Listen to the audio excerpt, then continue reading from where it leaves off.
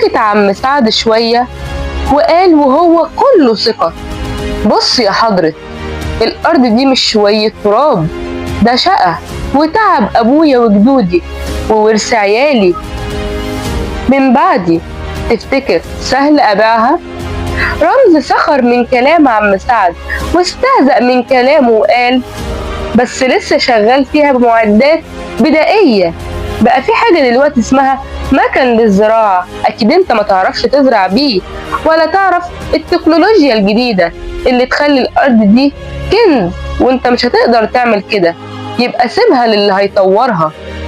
عم سعد قال: بس دي مش أرضك. رمزي قال له: بس إن شاء الله هتبقى أرضي يا راجل يا طيب، وأنا أقدر أخدها بالقوة، بس قلت أخدها بالتراضي أحسن وبقرشين حلوين ينفعوك أنت وعيالك.